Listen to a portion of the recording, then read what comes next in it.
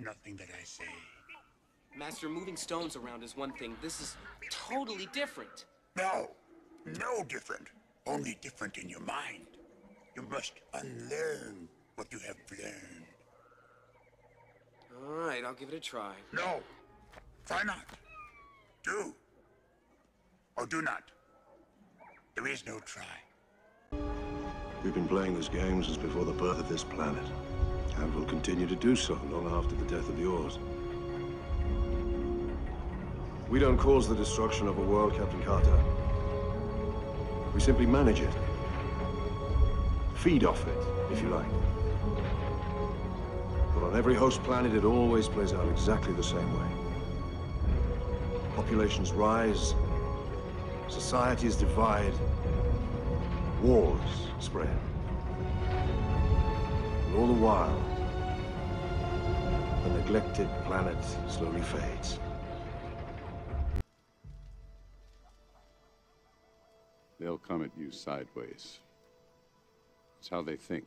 It's how they move. Sidle up and smile. Hit you where you're weak. How are you doing this, Vincent? How have you done any of this? You want to know how I did it? This is how I did it, Anton. I never saved anything for the swim back. Remember, the enemy has only images and illusions, behind which he hides his true motives. Destroy the image, and you will break the enemy.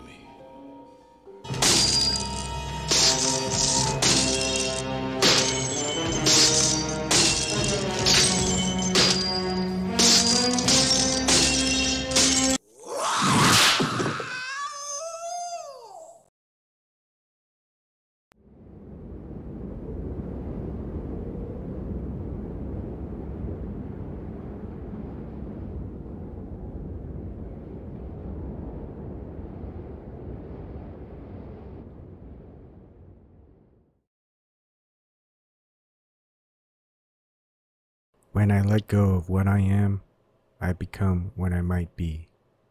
Lao Tzu.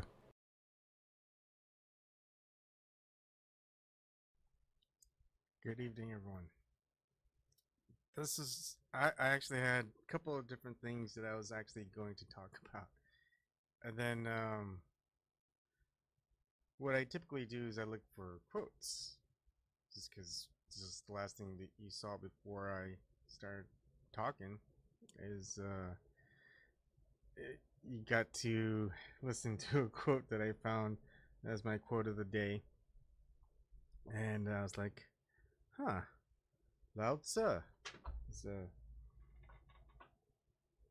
writer of Tao, I don't know, sorry, sometimes I don't say it correctly, Tao Te Ching.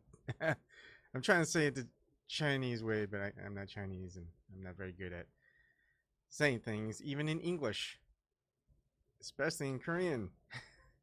But I do my best. And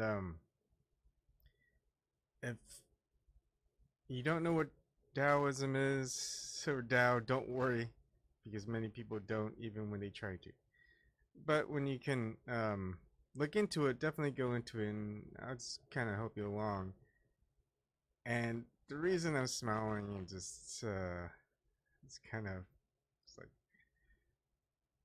have you ever had that moment where you're trying to remember, it's just at the top of your head, and you're just trying to focus on it so much to remember it? You'll spend 5 minutes, 10 minutes, half an hour, whatever it takes to try to figure it out, and it won't come to you.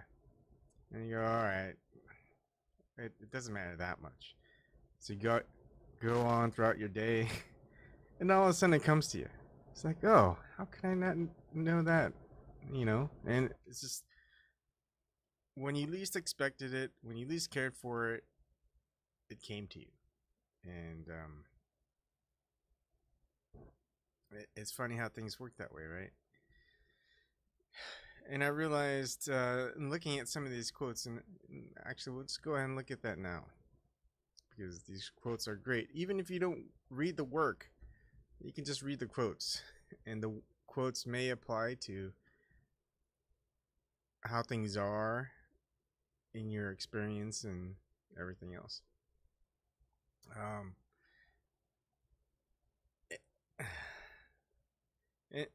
All right, so let's go one by one. There's a lot to go over, but it's interesting how it makes sense now that I've gone through the process. I mean, I didn't read the Tao Te Ching since I was probably 16, so that's like 24 years ago, and I may have looked over it more when I was older, maybe in my 20s, or maybe when I was 20, 21. But then I was just, okay, because I went through a lot of religious texts, philosophical stuff, and it's like, okay, good stuff. Doesn't really apply to me right now. I guess I'll revisit it later. So it feels like I'm kind of revisiting things now, but not in the way I was when I was younger. And it all fits into this context of what I've been viewing, especially with content that other people are creating. And I was actually going to talk about that, but I'm going to sidestep it a little bit. I'm going to talk about that after this, or in the same context of with the DAO. Okay. So the first one, let's start with the quote of the day that I actually had at the beginning. It's, when I let go of what I am, I become what I might be. And that's the thing, is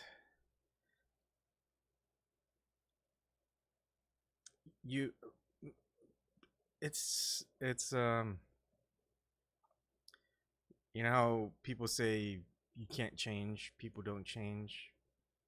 Well, if your thinking is that, then you yourself won't change. And you're basing what others are capable of you are basing what others are capable of based on what you are capable of, but because you limit yourself to be incapable of changing, you assume that others are incapable of changing. And it's beautiful how things can just be broken down so simply. And I think that's where the beauty is. The world is just simply beautiful. There is some ugliness to it, but even the ugliness has its own beauty. And you're going to see this as a recurring theme with DAO, or the way of the DAO, however way it you want to go ahead and describe it. And it's so good. It is so good. Once it clicks, you're like, oh my goodness. It just clicks. And I think what I should have done is I should just let it sit and just take the night off. But I guess then you wouldn't be able to see my expression, and I've got it right now with me. So and I want to talk about it, so it's the perfect timing, even though I'm not prepared. But then again, that's just the way it is, right? This is silly. Oh man, if anyone's watching, you're probably thinking I lost it or something. Okay. So that's just one example. But part of that is just growing up, and it has to do with okay, when I see people talk about certain religions, especially the Abrahamic religions, and that there's only one God to worship, you can't become a god, and there's that aspect, and then you've got the other aspect where old age, new age, occult, mystery school, whatever you want to attribute it to, but basically it's not the opposite of the Abrahamic religions. It's not opposed to it. It's a part of it. But I think that what both or either side don't realize is the grander scheme of things, and I think that's where Tao can help. And I'm not saying I know it. To know it is to not know it, in a way. Okay. This is so weird. I'm not high or on anything. The highest high I guess I can get right now is this caffeine, is coffee. That's it. I didn't take anything. Seriously.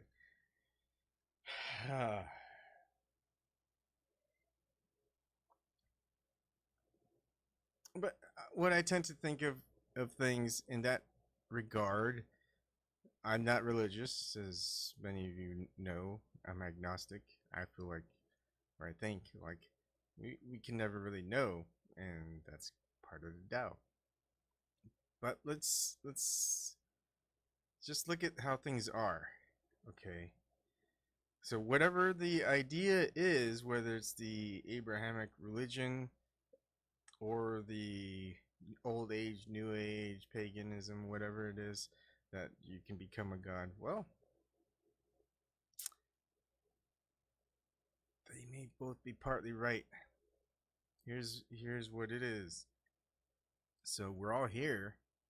We're all humans. At least if you're watching this, you're a human. You're understanding it. Whether you're a woman or a man, or a boy or a girl, male or female, you start off as an infant, toddler, child, teenager, young adult, and every part of that is just the next step. So you can't become a man if you're a boy until you're ready to let go of childish things. Maybe there's a quote for that somewhere else. It triggers a remembrance of some quote. Same thing if you're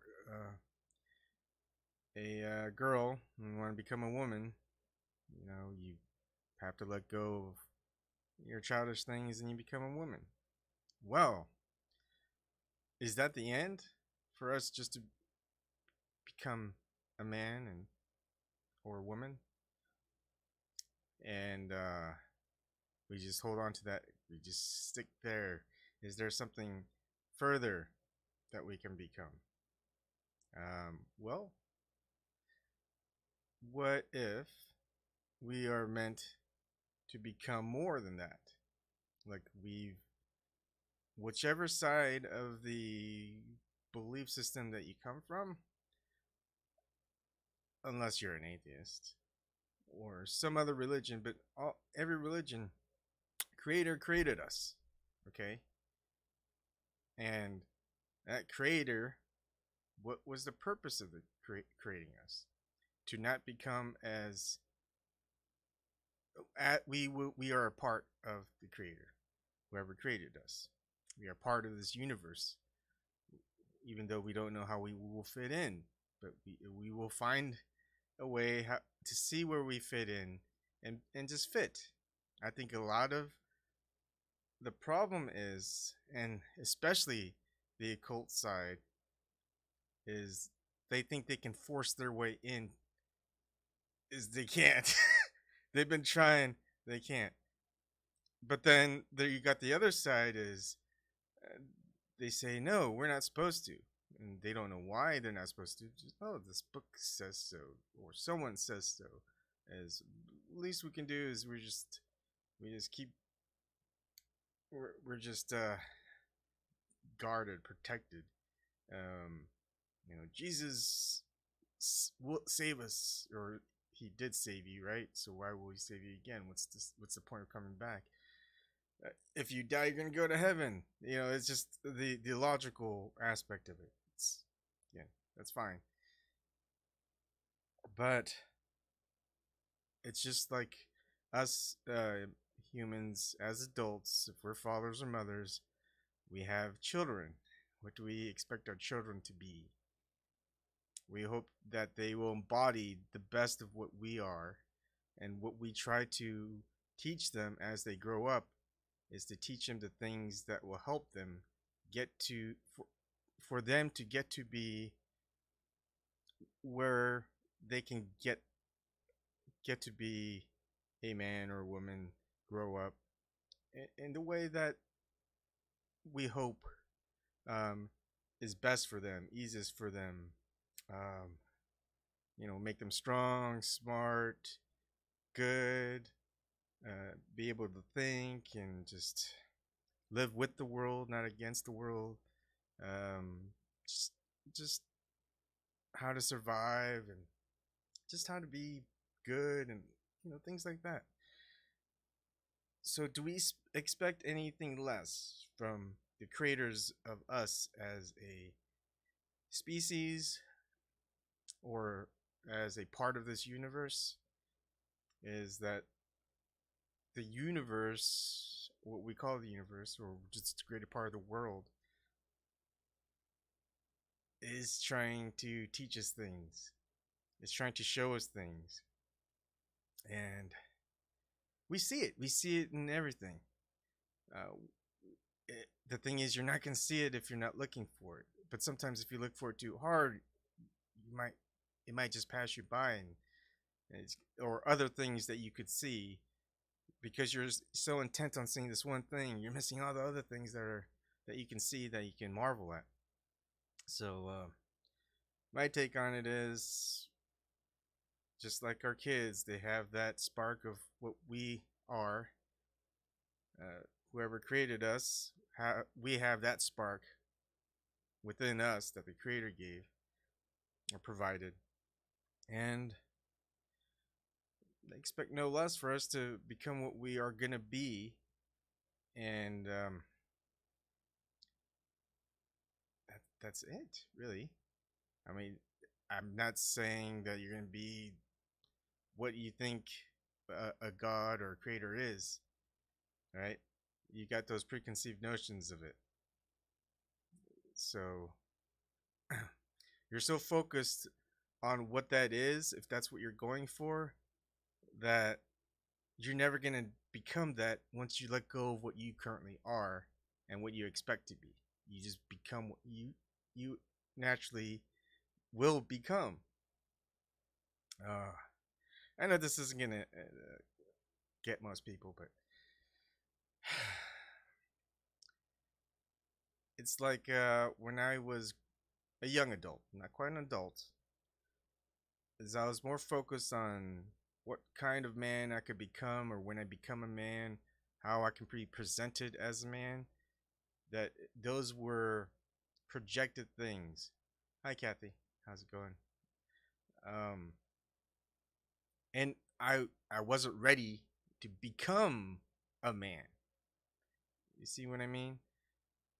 I was so intent on projecting myself to others of how much of a man I pretended to be, that this thing is, if you don't need to pretend if you are a man.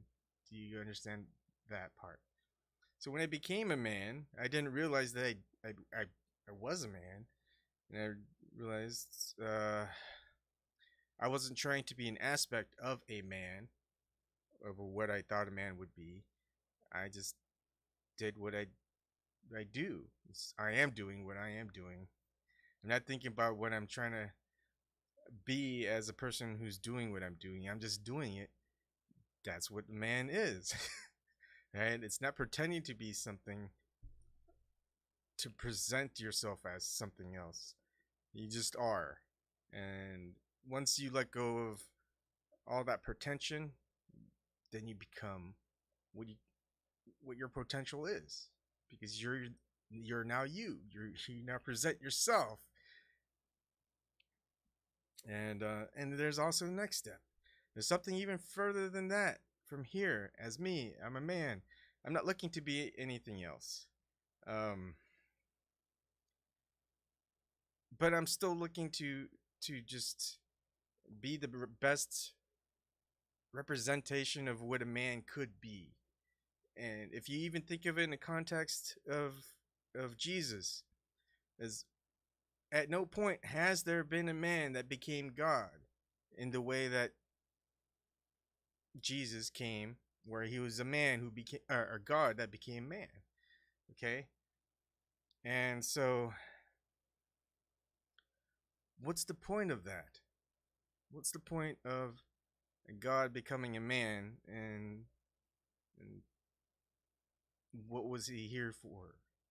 A lot of people say to save us from sin and all this, whatever it is. But why would we? It would be as if, as a man, I became a child, and it's like, what would be the purpose of me presenting myself, becoming a child to children? It's, and you know, if you think of it in that context, it's I don't know. It's like, did that need to be? Does that need to happen to save the children? So it's that's why I don't focus too much on that. What I just focus on is, hey, what if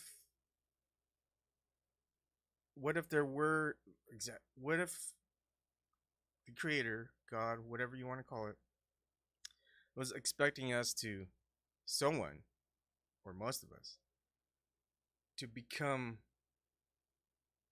like Jesus, the embodiment of what a man can be as a God, as one that cares for his children and his neighbors, brethren, whatever you want to call it. But there hasn't been. That's why he came down. It's like, hey, there's no more adults out there. I'm the only adult, but you know, I can't really tell you how to become adult as an adult because you won't understand. So I have to go and become a child and say, hey, you know, these are the kind of steps that we can do to become a man. And then, you know, I'll see you guys later. You know, I'll see you when you step up to the plate. And I feel as though that was more of what it was. Is we're just waiting on everyone. And that's what my consciousness experience with ayahuasca was. It's, yeah, we can move on if we wanted to, but what's the point of that? We want everyone to be ready and experience next step. And also, when you are at the next step, what happens? You have to become more responsible. As an adult, you're responsible for the house that you hold. If you plan to have children, you're responsible for your children. And the older you get, the more adults that you are, you realize that you just become more and more responsible for others until they are ready to be responsible for themselves. So it's in the same context. We keep going on. And it's beautiful when you think about it that way, because humans, as we experience life on Earth, it wouldn't happen unless we have a family. You have to find someone to mate with, have children, raise your children. There you go. You have a family. And it's repeated and repeated. And it's the same concept that is passed down. I mean, there's a reason why we keep going this way, because that's just the way to easily see how things are, not just as humans, but it's there for well, at least most mammals, or all mammals, but in the animal kingdom.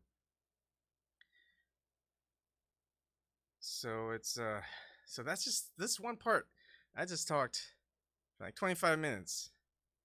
Just this one little part, you know. So, and there's a lot, you know. It's kind of like a breakdown of what any religious text that you can go, you can dwell on it, and you can apply it. I think how much of it just rings true.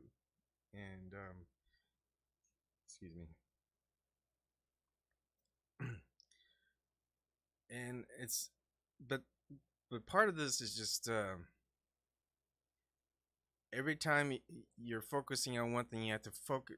You're also not focusing on other things, and those things that you don't focus on are now focused because you haven't focused on it, because you've been focusing on the other thing, and so you're unfocused on that. And so it's a give and take. It's a circle thing. It's, you know, that's with martial arts, and you know, it's even there in occultism.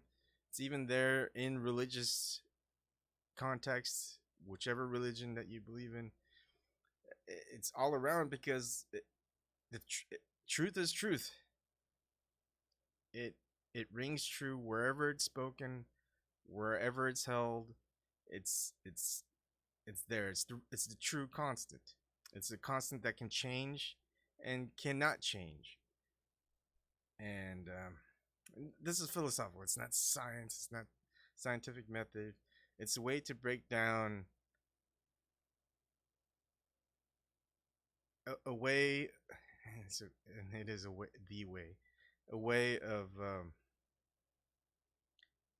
understanding how everything fits into work, and then how it's applied to how you can fit into that model, or not model, just how you can fit in.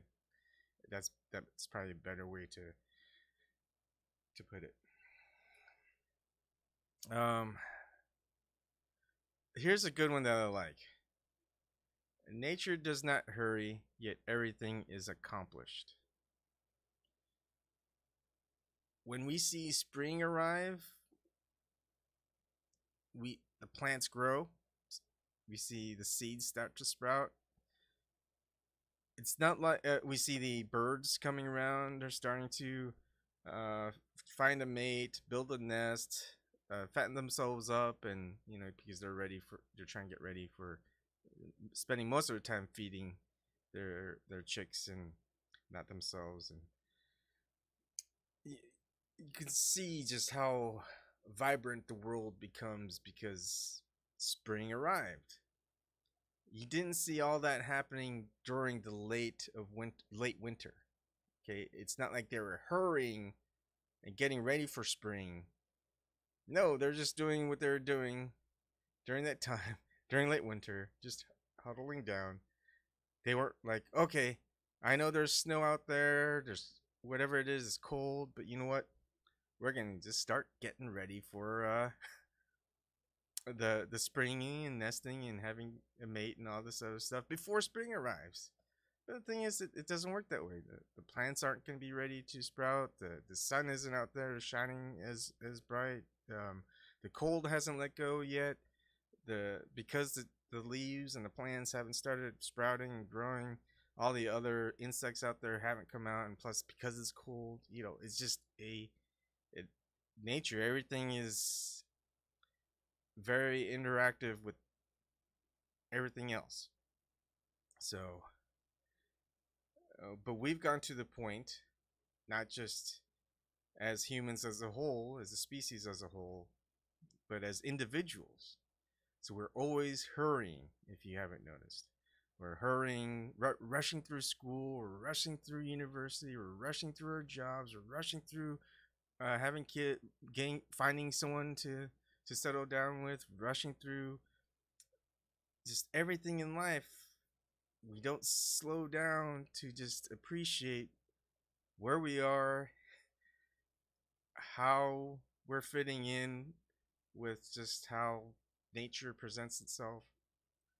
And we're always, I wouldn't say we're, as in everyone, the current dynamic for the human species seems to be forcing itself onto nature and not being a part of nature. So we're hurrying and trying to force ourselves into something that nature, it doesn't have a form for us to fit into. That's why we see all these, I guess, responses from nature, and we attribute it to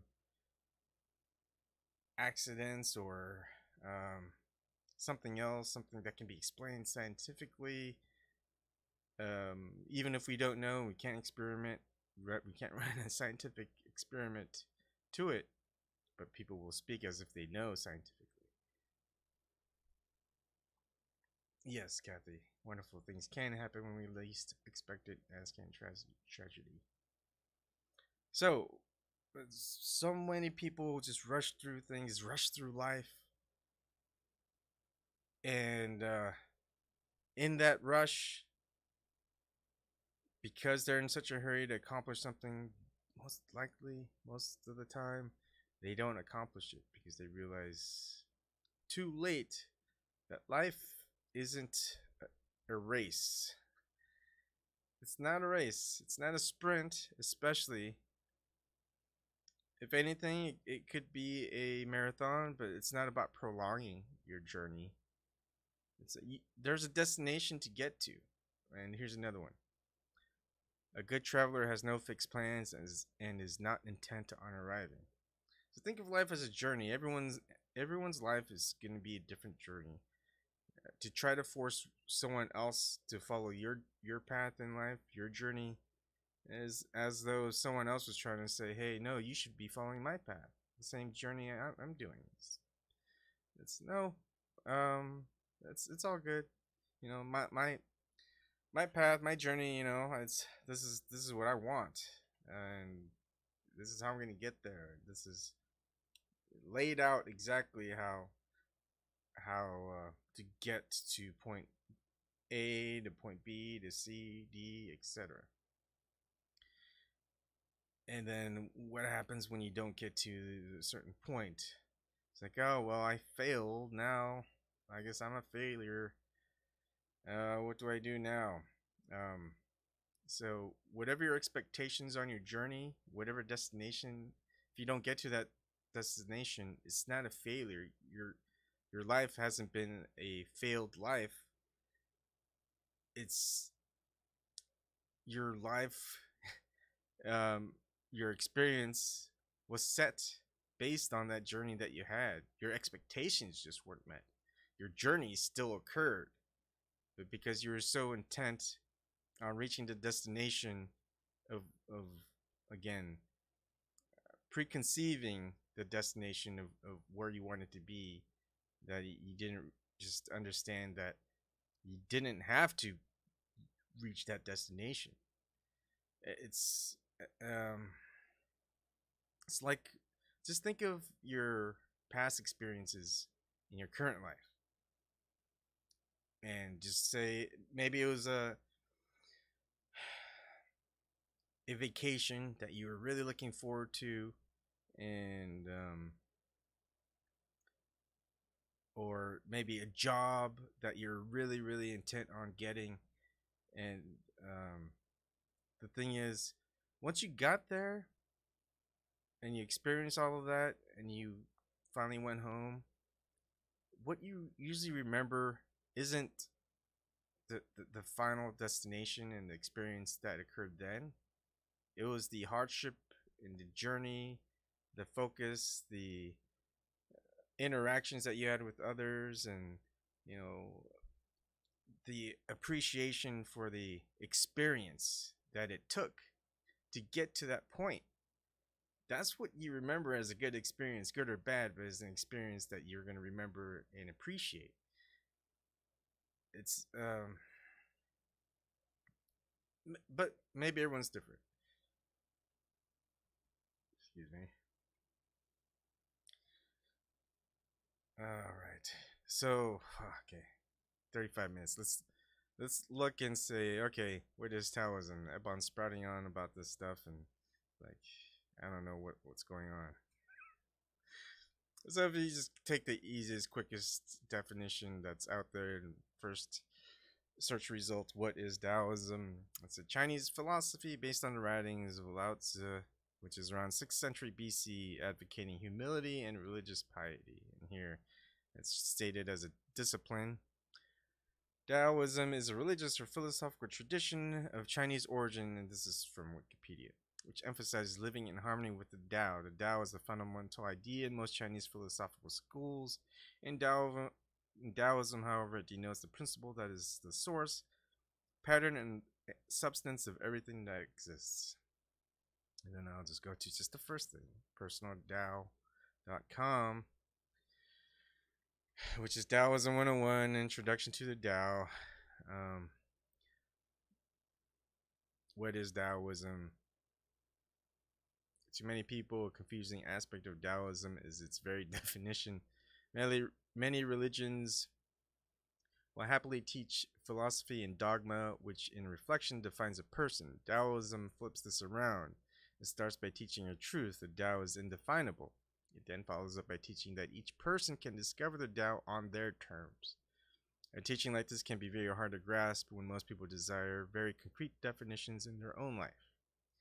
A simple way to start learning the definition of Taoism is to start within yourself. Here are 3 easy steps to learning Taoism. Don't concentrate on the meaning of Tao. This will come later naturally. That's why I'm laughing, because it came to me naturally. It's like I wasn't focused on learning the Tao. I didn't study the Tao. I mean, I did way back then. But if I would have kept going back then, when, you know, it's just like certain people just aren't ready for certain things, certain experiences. And if you are a flat earther from the globe side, you realized, hey, globe model, that's, whew, I can't believe I believed that for 39 years of my life, or however many years it took you. Actually, 40 years. Yeah, actually, it's been 40 years. 4 decades. I just assumed that the people telling me that the world was a globe were either correct or weren't lying. But it appears to be one or the other. Probably more so one than the other, which is, they know what it is, but they're still lying. But talk to anybody else when they're not ready. You know, they're like, oh, nutso talk. See ya. Or, oh, yeah. Okay, I get your skepticism. But, it's still globe. And you point out, this is why it's a globe. They're attributing these reasons as why it's a globe. Now just think about it. It's like, no, I don't need to think about it. Consensus. Everybody believes it's round, so I believe it's round. And then, well, what about before it was a consensus? I mean, it was only a consensus probably around the late 1600s, early 1700s. So, I mean, before that, the consensus was it was flat. People don't want to listen. But, so, it makes sense now. Slick James Johnson also has it. I don't know if he studies the Tao, but he understands the Tao. Okay, Number 2, understand what Taoism is. Taoism is more than just a philosophy or a religion. Taoism should be understood as being a system of belief, attitudes, and practices set towards the service and living to a person's nature. Yeah, and Bruce Lee says it best, is when you're making a sculpture, you don't add clay to just an existing amount of clay, or marble to existing amount of marble to get what you want, to the core of what you envision and you imagine, because that'll break pretty easily. It's just like today, when people want to go out and just make a good first impression, whether if you're a woman, you're trying to find a mate and putting on the makeup and the clothes. If you're a man, you just want to appear as though you're more accomplished materially to women. If you want to pick up women, you'll try to rent a nice car or buy a nice car, dress up really savvy. You know, you'll be or pretend to be. You'll add on parts of your parts of things that aren't yourself, aren't how you naturally present yourself, aren't how you would naturally act. So what it's trying to do is just get rid of all of that, which is, I hate to say the word crap, but it's just not your own natural self is all it is. Oh, I think I need that burp. Excuse me. I don't know why I'm burping so much. I think it's just the way I'm sitting or the coffee. Ugh. So yeah, what do you want? It's to sculpt away the pieces that aren't needed, and since you're not adding on parts, where it's never gonna stay as cohesive as a single solid unit, right? That's why a sculptor sculpts away and doesn't add on. It's good stuff. That's something I remember back when I was like a big fan of Bruce Lee back in my teenage years, and 3 decades later, I still remember. And heck, he was way before my era. So my teenage years were in the late 80s and early 90s. And so, I mean, and the stuff that he was doing was in the late 60s, early 70s. So, you know, that far ago, before I was even alive, it still had its own ability to just sink in some of those understanding parts. Like I don't remember every martial arts movie and action piece he did, and that's what most people just claim the greatness of Bruce Lee. But really, the greatness of Bruce Lee that you'll understand from today is the way that he applied things in martial arts with the real world and how he lived his life. Okay, so 3. The path of understanding Taoism is simply accepting oneself. Live life and discover who you are. Your nature is ever changing and is always the same. Don't try to resolve the various contradictions in life. Instead, learn acceptance of your nature. So, I think with the whole flat Earth, globe Earth, I doubt we're gonna know for sure. Maybe not as an entire species. Unfortunately, it's pretty unfortunate because we can. That is something that is capable of knowing. But there are obstacles that prevent it, and to try to get to that point again, to force ourselves into fitting as that piece that can't fit in order to be a part of it, and being able to, if you're a part of it, you can move it, you can interact with it, right? You're just you're just the part of it, so you have some form of control, not full control, but you have a say in it in some way. But when you think of it as a just like in the United States, with the representative democracy or the republic, is we elect the representatives, and we don't have a say in it once we represent them at the federal level. We don't have a say. We just have a say in who gets in there. We don't have a say in the legislation, whether we can nullify that or not, and anything else. So, you know, we give away our control, and I don't know why we do that, but that's because we give away our control. We are controlled. Simple as that. And people don't like to think of it that way. And all right. some of the best things to do is to actually look at the Tao Te Ching, and a lot of it's good. It's actually what's great about it is it's not hefty. It's not like you're reading the Holy Bible where, you know, if you read it from beginning to end, it would take you, and to actually contemplate each verse would take you decades of study, right? Well, here, I mean, this what's in the Tao Te Ching is pretty short. Like this translation is right here, 1 of 29. This goes quickly. Chapter 1 doesn't really go with anything else, and it's one translation of it. But what at least you can do is read different various translations of it, because each have a different way to interpret how it is. And to give you an example, okay,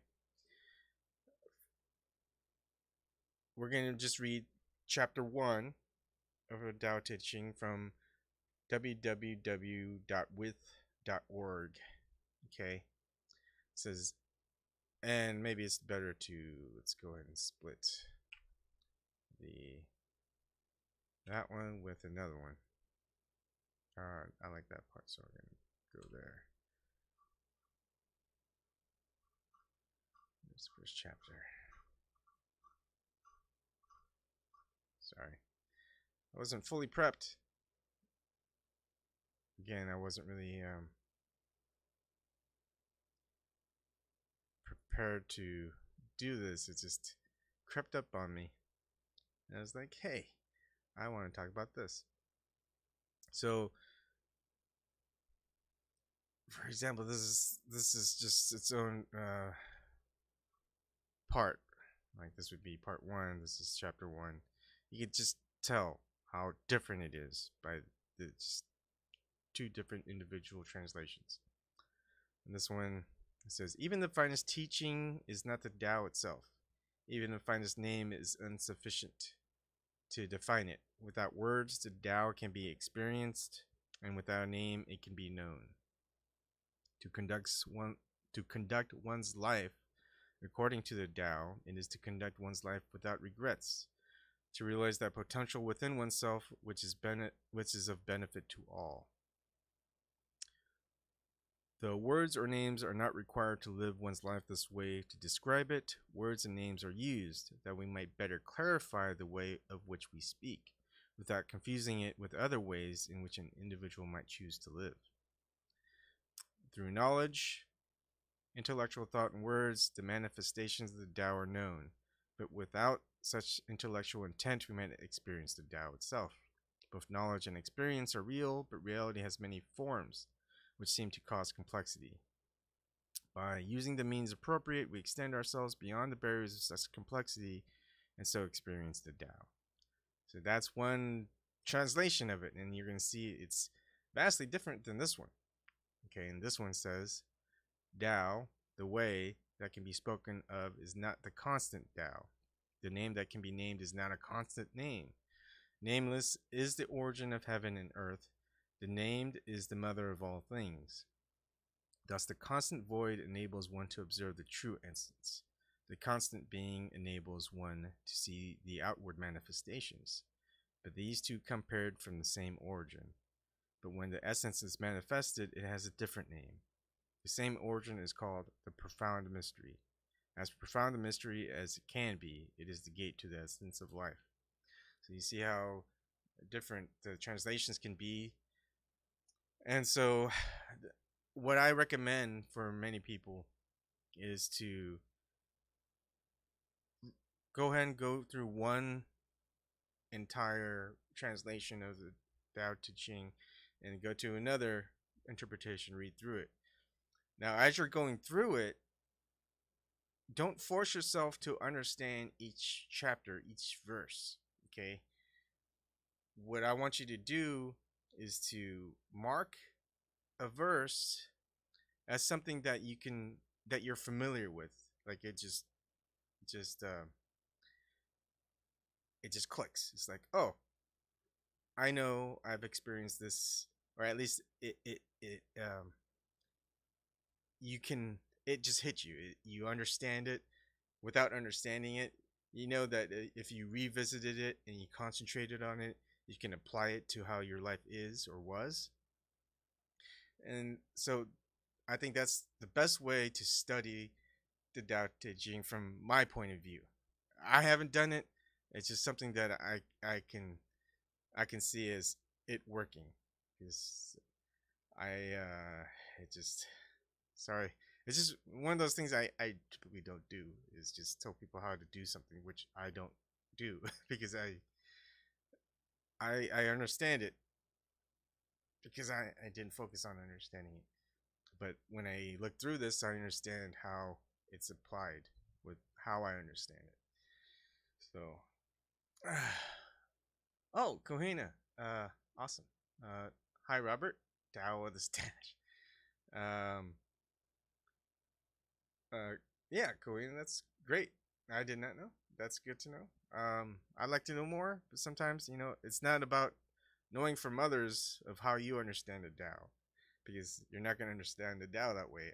Maybe I'm interpreting it wrong, but again, also some people may not be ready to understand it, because they refuse to understand it, because they're fixated on knowing something else, and therefore they understand that, and anything else they're not going to want to understand, because it may, the fear is that it may contradict what they believe. Okay, let's see. One of the things, I mean, this is just the first one, but I don't want to, again, this is a personal thing that you will understand, so I'm not going to go over it and force you to understand something from the way I understand it.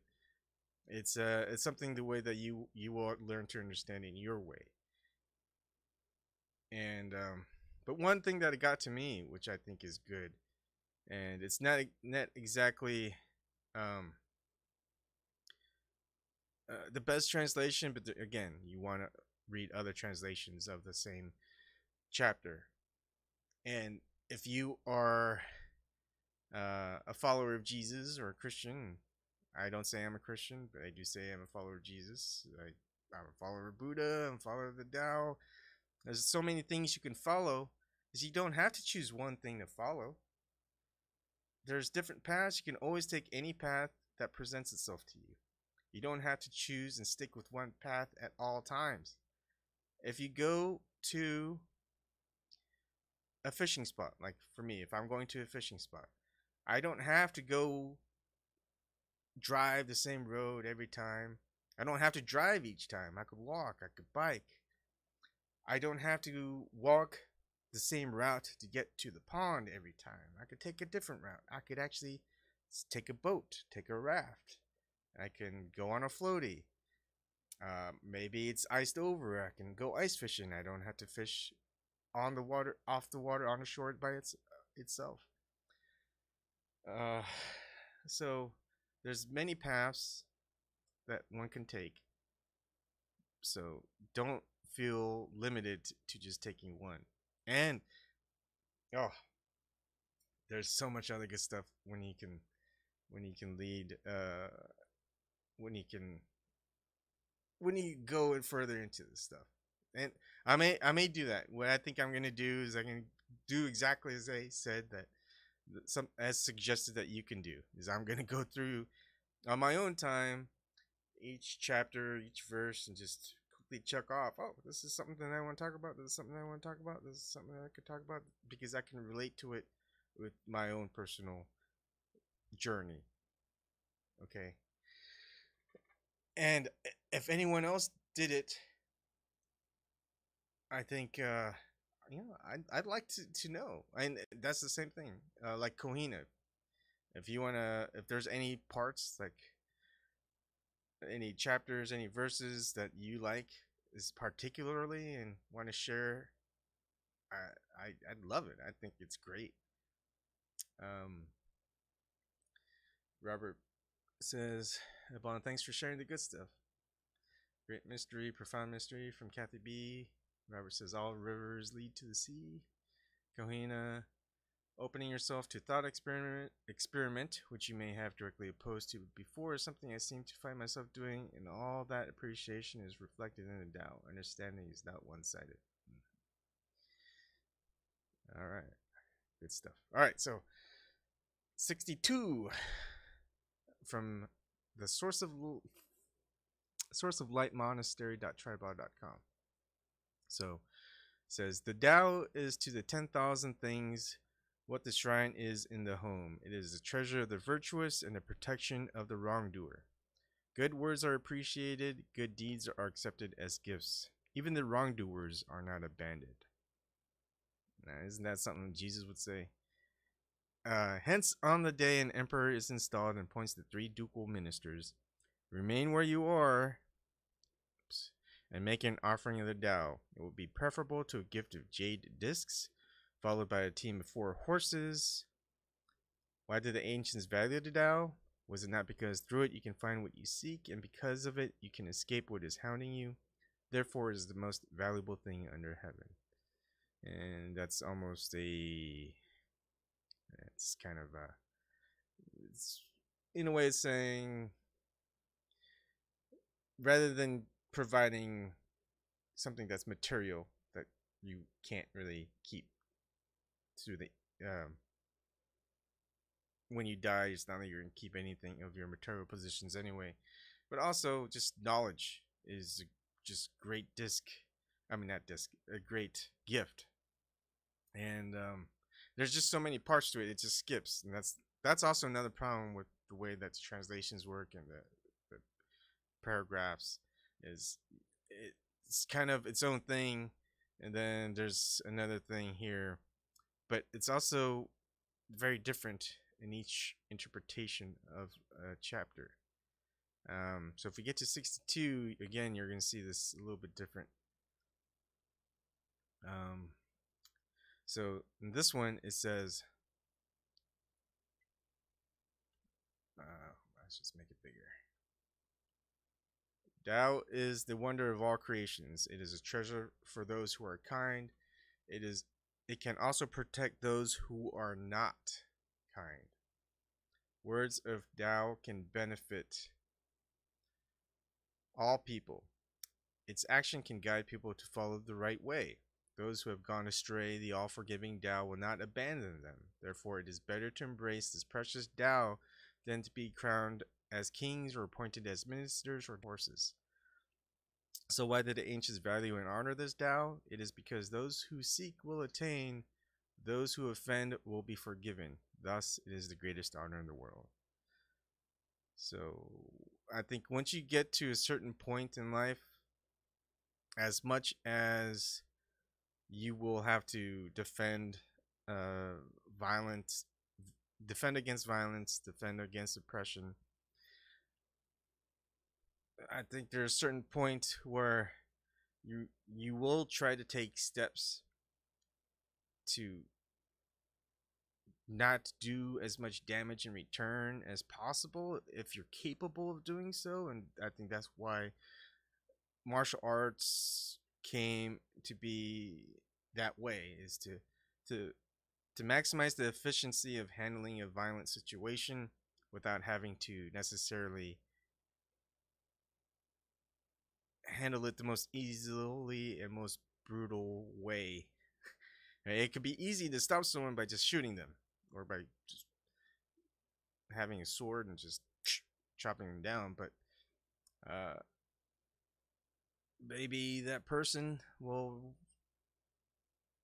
change their ways and be a very good person. Who knows? Maybe that person later down the line will protect you and your family from someone else who wants to cause you or your family violence, because they realize that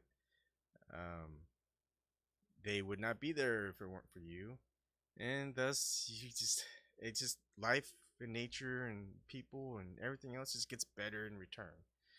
So it's hard to live that way, but what good is an experience if there's no difficulty involved in it? For example, if you played a video game that was so simple that it provided no challenge, you would no longer play that video game because it wasn't challenging. It has to be challenging enough to keep you involved to practice it. But it can't be too challenging where you can't master it. But also, it can't be too easy where mastering it will just feel like, for example, that you feel like you're the master of it, even though you're not really a master of it. Because once you get to the more challenging aspects, you're like, oh, it's too challenging. But if it's too easy, it's not worth mastering. See what I mean? So much balance. So, oh man, it's been an hour.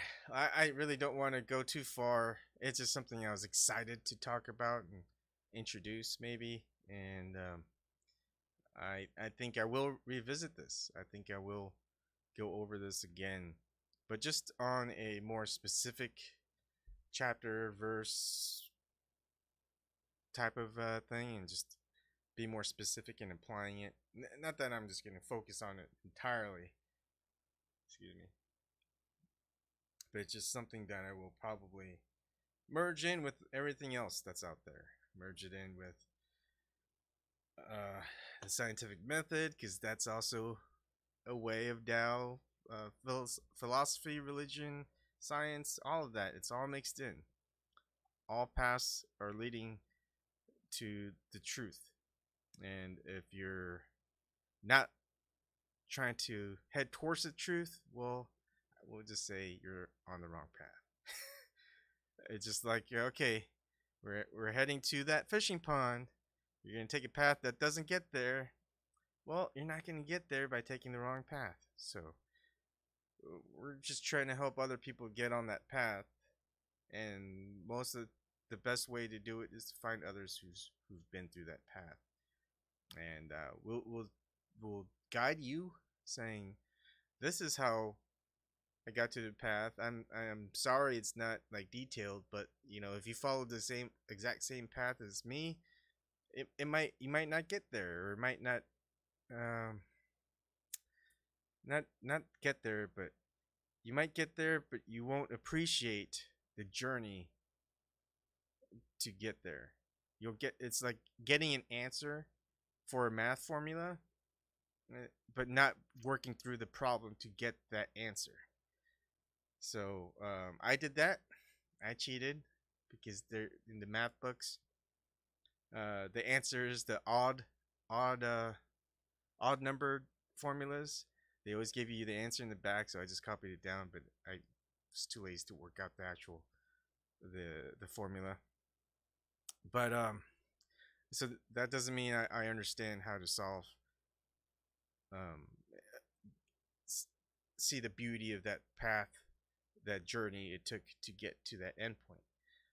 I just got to the end point and go, okay, that's it. It's like there's so much to see on that way there.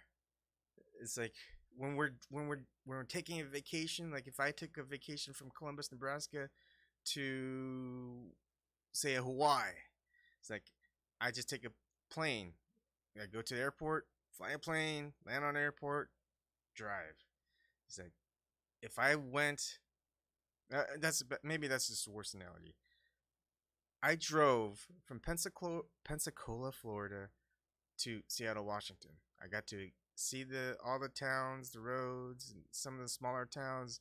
I didn't go on some of the major freeways and roads, but I just got to see all the different landscapes, and I thought that was great. And then I could stop certain parks, look at certain restaurants or things to eat, and it was a much better experience than if I just took a flight from Pensacola, Florida, and landed in Seattle, Washington, or SeaTac. I just got to the end point. I didn't appreciate the journey, so it's something else. Okay.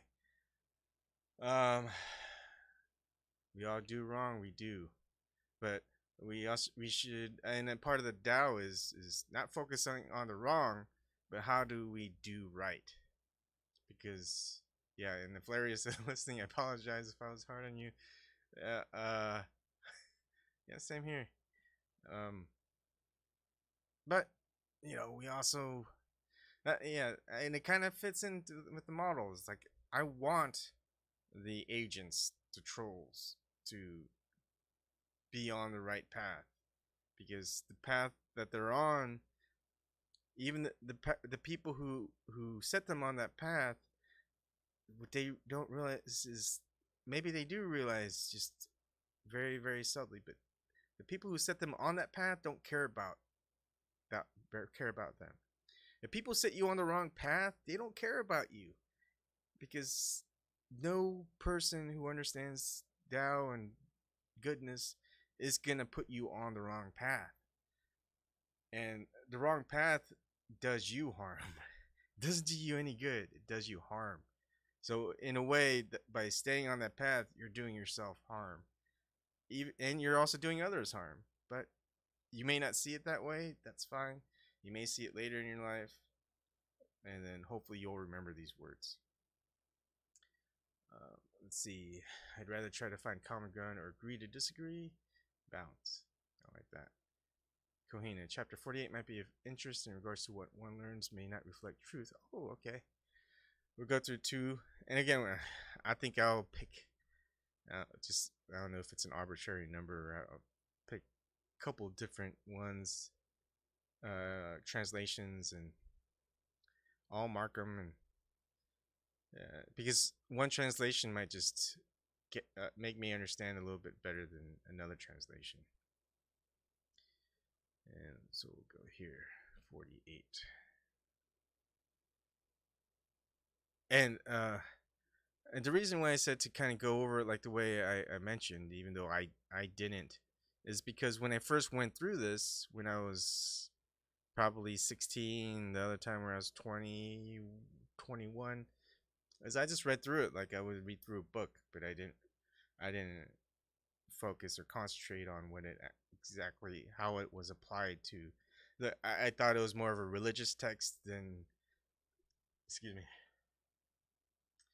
or a religious philosophical, but what it is just an idea of trying to understand just the simplicity of how everything works, but how that simplicity can work within the complexity of how everything works as well. And there's beauty to that. Okay. Kathy B, it's like drinking poison and waiting for the other person to die. Yeah, I think I heard that from some person, but yeah, it's a good quote. I like it. All right, so 48. In the pursuit of learning, every day something is added. In the pursuit of Tao, every day something is dropped. Less and less is done until you come to action without striving. When you follow this practice, nothing remains undone. All under heaven is won by letting things take their course. Nothing can be gained by interfering. Oh, yeah, it's pretty much like I was mentioning, is people try to keep forcing themselves into something they can't force themselves into. And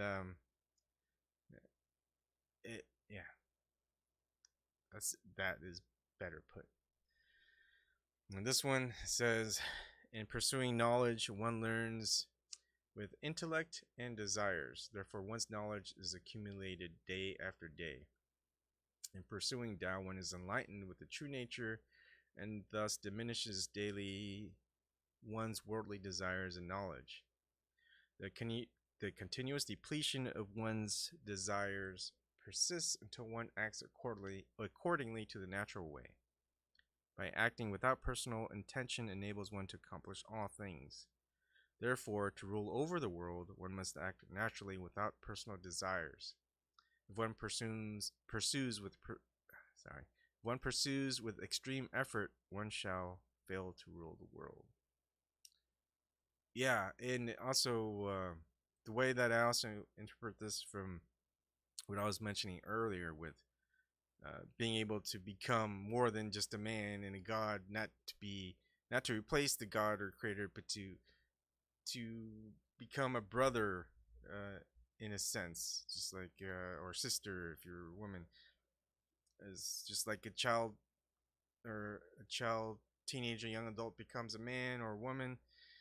Just we've got another step, because there's creation out there. There's nothing that comes out of there's not no evidence ever that something has come from nothing, that it just spontaneously appeared, especially something with complexity.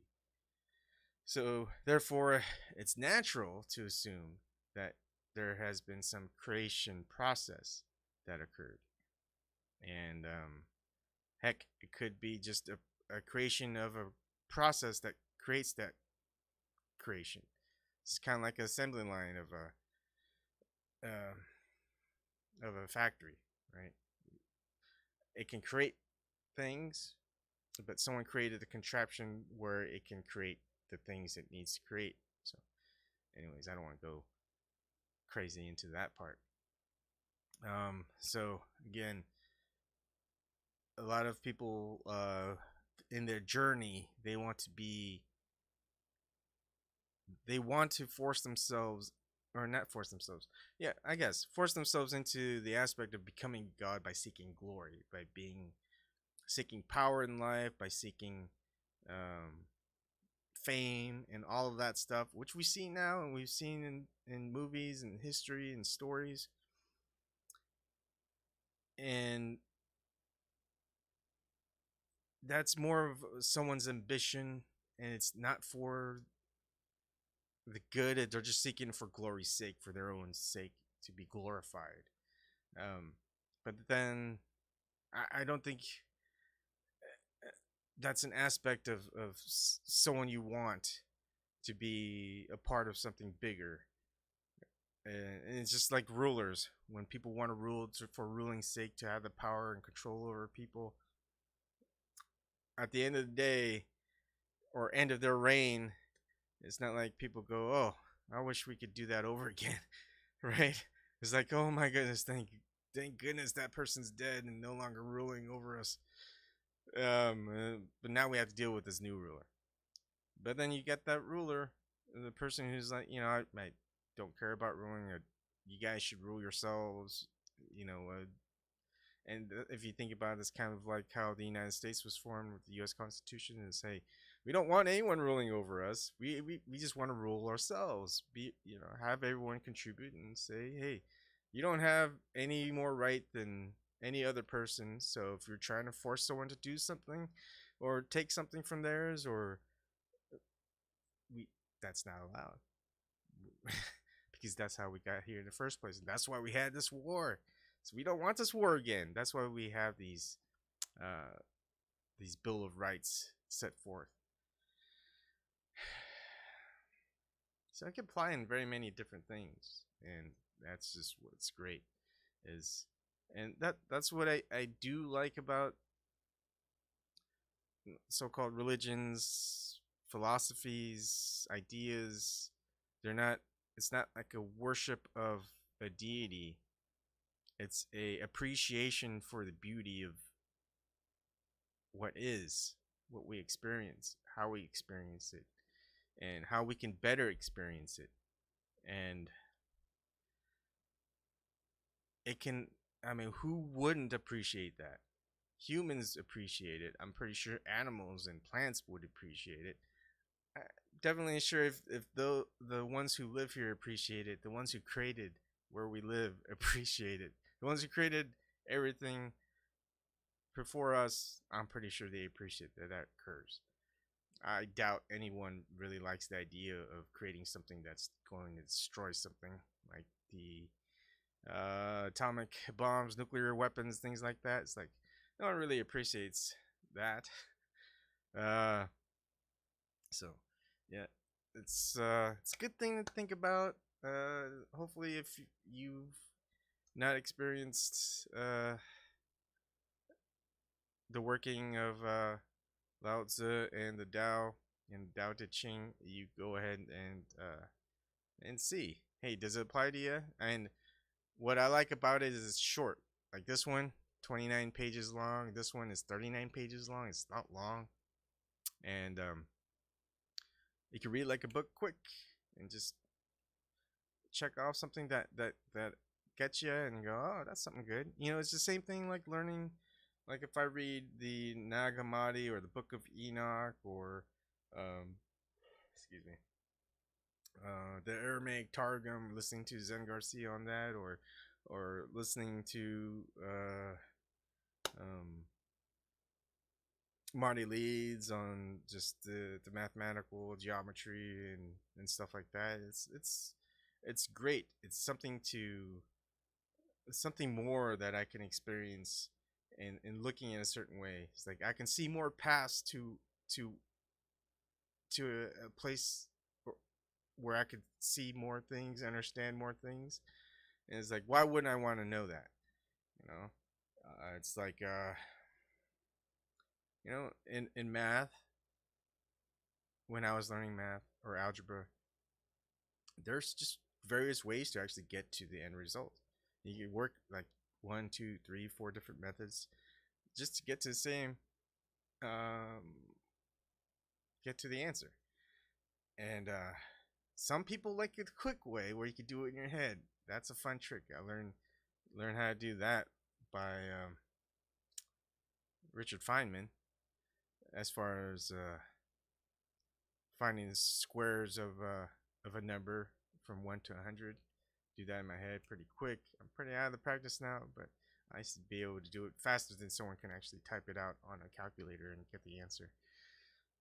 But you know, that's just a fun trick. But still, I'd prefer that path than learning to write it out and the more formal way that we learn in public education. But then again, if someone has a different way, and it's such a roundabout way, and it's so off the beaten path that it's like, wow, he could do it that way, come up with that answer by using this.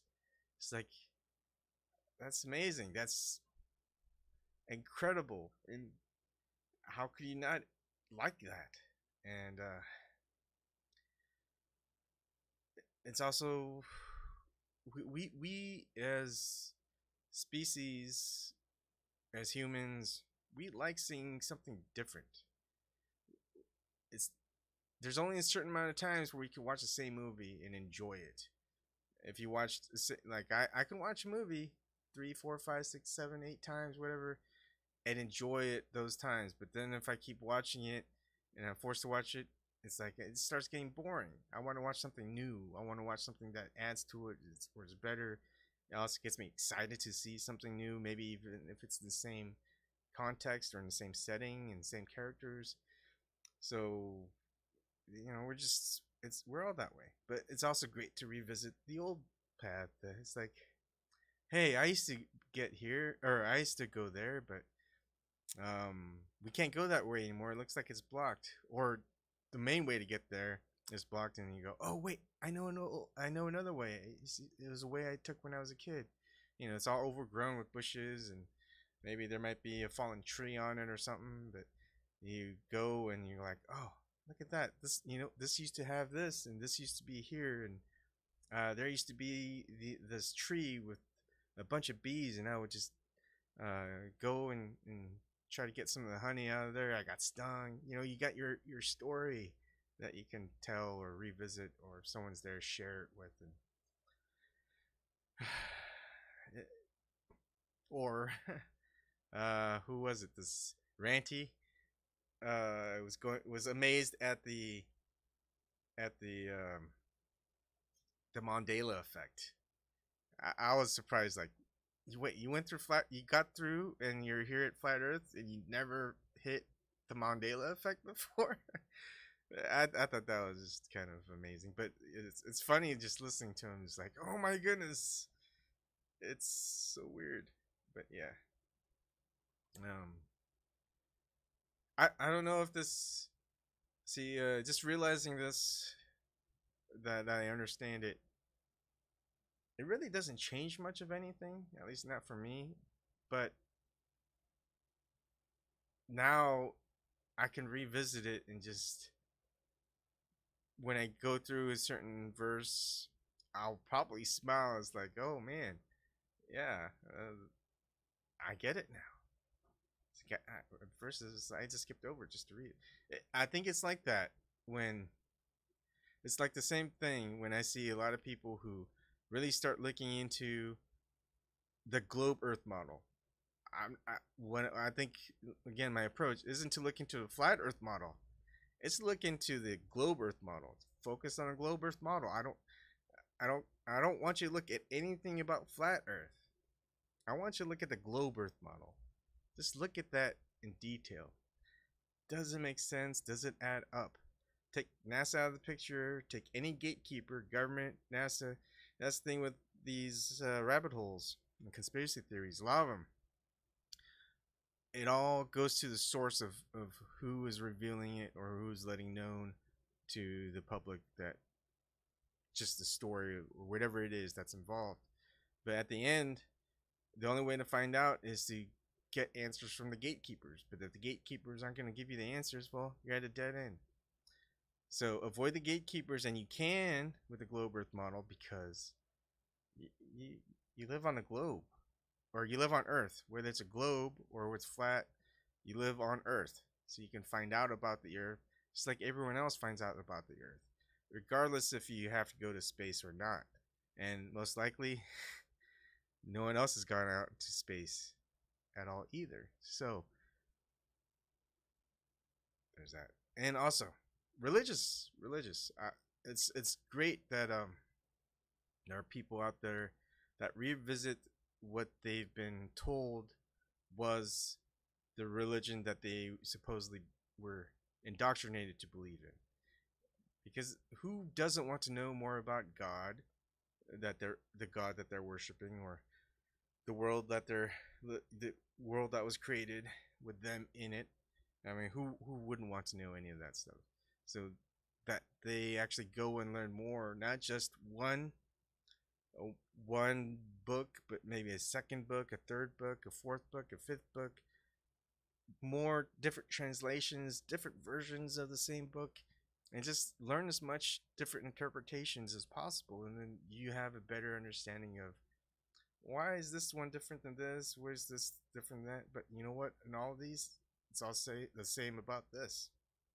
So I think it's, and then of course you could learn something new. You know, if all you do is go to church and listen to one person talk about a certain aspect of it, and it doesn't really apply, you're really not going to be excited about it. But when you find something that you've been told all this time, and you realize, oh, so I get it. Oh my goodness, how did I not know all this time? But now I get it, because you found it yourself. You didn't have anyone tell it to you in a more orderly and more complex way. I don't know how to. I guess I'm trying to do a mimic of the Reverend or whoever in The Simpsons, where they just drone on about how great the verse is and how it's applied to, I can't do it.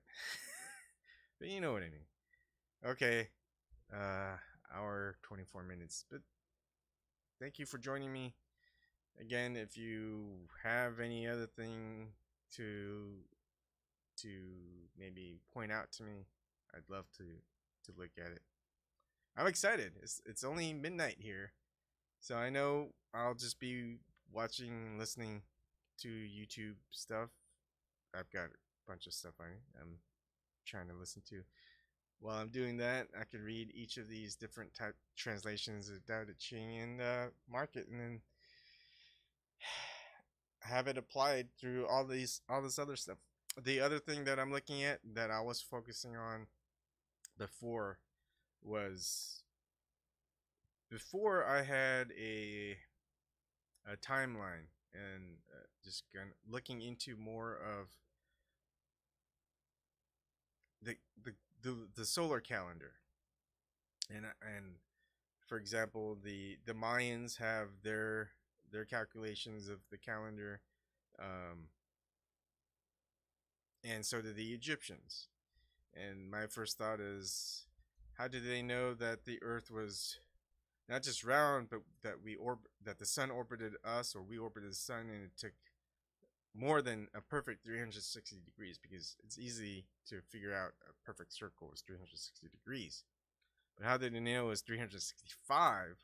Where did those 5 extra degrees come from? This 5 extra days. And how did they not know at that time that, well, if it's not a perfect circle, then it's not a perfect orbit. But that orbit, where it's an elliptical orbit, not a circular orbit, that wasn't found until something like, was it Kepler? Yeah, it was Kepler, like in the 1700s, around there. I have to revisit my own timeline document. But so another thing, and I'm listening to Zen Garcia's interview with, who is it? Here's my history. With Diane Cover. So I think I'm 30 minutes in a 2-hour episode. So it's talking about the lunar cycle, lunar Sabbath, or whatever. I may have to replay some of it again. I'm only 30 minutes into it, but still, great stuff. And what am I doing? Oh, and so that's what I was gonna focus on. Is okay, we've had this heliocentric globe Earth model that was stated as proven at 500 BC. So before 500 BC, it wasn't proven. Everyone took it for the truth that the Earth was flat, and the sun and the moon circled the flat Earth. And how did they establish certain things way back then that we still use now? For example, the 365 day solar calendar, and even the lunar calendar was formed way back, as early as probably 2000 to 4000 BC. I have to double check. That's why I didn't quite air that. And so how could even other Greeks, other civilizations, or let's just say, okay, the Mayans and the Egyptians, Babylonians, all of them, who used the 365 degree solar calendar and the lunar calendar that was calculated based on the constellations, based on the stars, the Earth, the sun, the moon, the stars. How could they not postulate or think that the Earth was round at all, or globe, or that it was a heliocentric model, that the Earth, or that the sun and the moon orbited the Earth, and the sun orbited the Earth orbited the sun and followed an elliptical orbital pattern? How could they not know that, when that's all they did and they got it right? I mean, right now we just use a very simple, I don't know how to say it. Rather than 365 days per year, Julius Caesar changed that to 365.25, and then of course the Gregorian calendar by the Pope changed it to 365.2458 or something like that, right? Just minuscule changes, but overall it's pretty intact. And again, the Gregorian calendar was still established somewhere around the 1580s, somewhere around there. I mean, we've been using that for way before NASA's been out in space to maybe measure it more correctly. I mean, all the scientific method wasn't even created when the Gregorian calendar was set. So no one did scientific experiments to measure the actual look, the scientific experiment wasn't first formed until Francis Bacon, and that was in the late 1600s. So the Gregorian calendar, which we still use, didn't have the scientific method applied to it. So how do we know that it's accurate? maybe it's just math. So something to think about, something I've been looking into. So expect that in a day or two. Tomorrow is gonna be a nice day. I plan on hunting for spring turkey, and if I don't bag one in an hour or two, which is very likely, I won't. I'll be fishing for trout. So most of my day will be focused on that. So thank you for joining me in Kathy B. I was looking for old books, religions, believed in flat earth, and stumbled upon Washington Irving, Ed Carey, 1838, History of the Life and Voyages of Christopher Columbus, Volume 2, Google Book Search Compass. Okay. I am going to copy and paste that. I'll look into that too. Greenland Frizzlanders. Thanks, Kathy.